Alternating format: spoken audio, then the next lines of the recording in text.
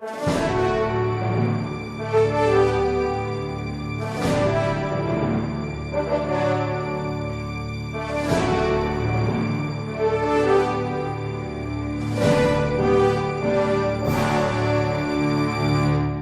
Resposta Católica de hoje, gostaríamos de responder a pergunta de um seminarista que quer saber a partir de quando a Igreja começou a usar o nome de católica. Pois bem, o fato é que o adjetivo católico existe até mesmo antes da Igreja. Em grego, katolikos quer dizer aquilo que é conforme o todo. Hoje nós usaríamos uma palavra parecida, diríamos que aquilo é holístico. Holístico é aquilo que é conforme o todo. Holos em grego, holístico. Kata, holos, é conforme o todo. É assim que nós, de uma forma geral, traduzimos a palavra católico como sendo universal. Mas o significado é mais amplo do que isto, como nós iremos ver. O primeiro documento que nós temos que nos fala a respeito deste adjetivo e o aplica à Igreja é uma carta de Santo Inácio de Antioquia. Santo Inácio, um bispo que foi aprisionado, estava sendo conduzido a Roma para o martírio. No caminho, ele escreveu algumas cartas e uma dessas cartas era à igreja de Esmirna, na Ásia. Esmirna era uma igreja que tinha como bispo Policarpo, que havia conhecido pessoalmente o apóstolo São João. Inácio, então, usa a seguinte expressão: onde comparecer o bispo, aí esteja também a multidão. Da mesma forma que onde estiver Cristo Jesus, aí também está a Igreja Católica. Vejam a expressão que ele usa: Christos Jesus ekei re katholike Eclesia. A Igreja Católica. É uma comparação que Inácio está fazendo. A Igreja local está onde está o bispo. A Igreja Católica, ou seja, a do mundo inteiro, está onde está Jesus.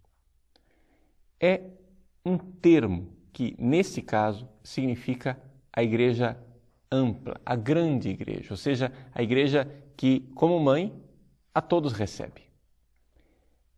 Porém, essa palavra católica não se usava somente para a igreja.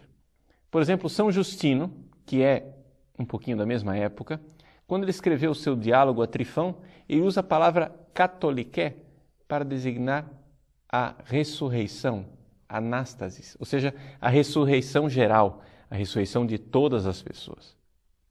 Então é um termo que em si originalmente designava mais esta realidade de universalidade do número das pessoas.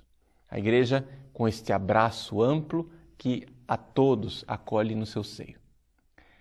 No entanto, a partir do século IV, com as controvérsias e várias heresias, se começou a ter um outro uso deste adjetivo. São Cirilo de Jerusalém começa a comparar a fé católica com a fé herética. No caso aqui, católico quer dizer a fé toda, enquanto a palavra heresia, hairesis, é uma escolha. Ou seja, você tem os dogmas da fé e você escolhe aqueles nos quais você vai crer, rejeitando outros. Enquanto o verdadeiro católico é aquele que não escolhe nada, mas aceita a fé como um todo.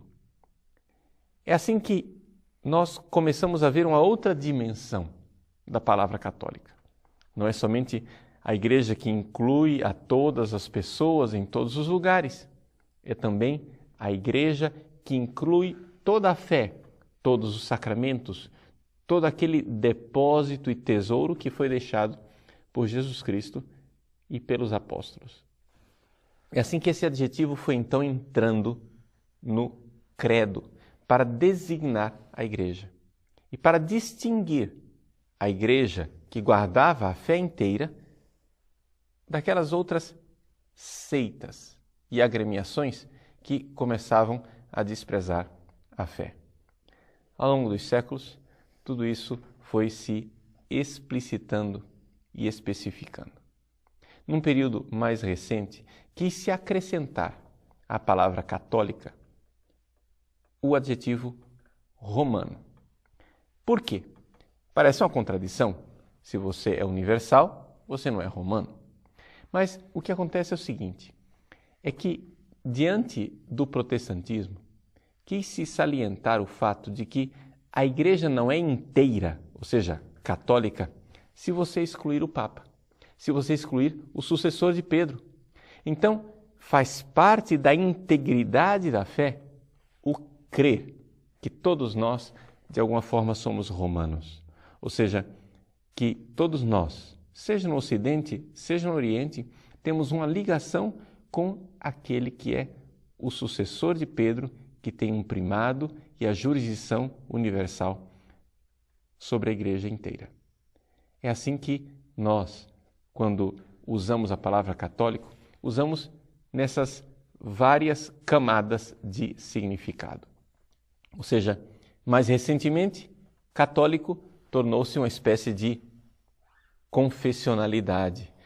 Existem os cristãos, mas tem esta raça de cristãos aqui que são os católicos. No entanto, não é este o significado. Nós cremos que só existe uma única igreja de Cristo. Esta única igreja, ela é una. Mas por que ela é uma só? Exatamente, ela tem que ser católica. A igreja que possui o todo e que não jogou nada fora.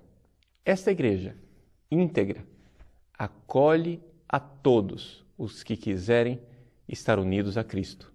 É o abraço católico, mais ou menos como aquela colunata na Praça de São Pedro, os dois braços da colunata de Bernini, que acolhe como mãe os católicos que vêm do mundo inteiro, naquela praça, e que encontram em Roma, no túmulo do apóstolo Pedro, a sua casa.